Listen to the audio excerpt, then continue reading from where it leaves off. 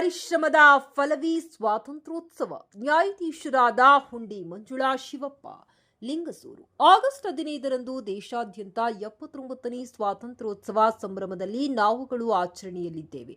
ಇಂದು ಲಿಂಗಸೂರು ಪಟ್ಟಣದ ತಾಲೂಕು ನ್ಯಾಯಾಲಯಗಳ ಸಂಕೀರ್ಣದ ಆವರಣದಲ್ಲಿ 79ನೇ ಸ್ವಾತಂತ್ರ್ಯೋತ್ಸವದ ಧ್ವಜಾರೋಹಣ ನೆರವೇರಿಸಿದ ಶ್ರೀಮತಿ ಹುಂಡಿ ಮಂಜುಳಾ ಶಿವಪ್ಪ, ಹಿರಿಯ ಶ್ರೇಣಿ ಸಿವಿಲ್ ನ್ಯಾಯಾಧೀಶರು ಧ್ವಜಾರೋಹಣ ನೆರವೇರಿಸಿದ ನಂತರ ಪೊಲೀಸರ ಗೌರವ ವಂದನೆ ಸ್ವೀಕರಿಸಿ ಮಾತನಾಡಿದ ಅವರು, ದೇಶಕ್ಕೆ ಸ್ವಾತಂತ್ರ್ಯಕ್ಕಾಗಿ ಬ್ರಿಟಿಷರ ವಿರುದ್ಧ ಹೋರಾಡಿ ಸ್ವಾತಂತ್ರ್ಯ ತಂದುಕೊಟ್ಟ ದೇಶಭಕ್ತರನ್ನ ಮರೆಯಬಾರದು. ಸ್ವಾತಂತ್ರ್ಯಕ್ಕಾಗಿ ಹೋರಾಟಗಾರರ ತ್ಯಾಗ ಬಲಿದಾನದಿಂದ ನಮಗೆ ಸ್ವಾತಂತ್ರ್ಯ ಸಿಕ್ಕಿದೆ.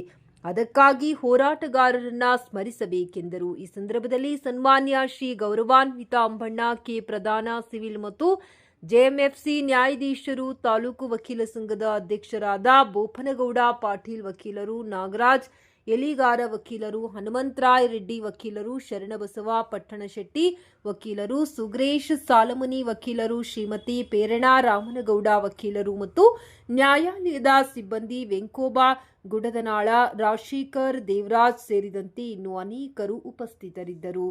ವರದಿಗಾರರು ಬಿ ಚಂದ್ರಕಾಂತ್ ಅಂಗಡಿ, ಕಿಷ್ಕಿಂಧ ನ್ಯೂಸ್, ಲಿಂಗಸೂರು.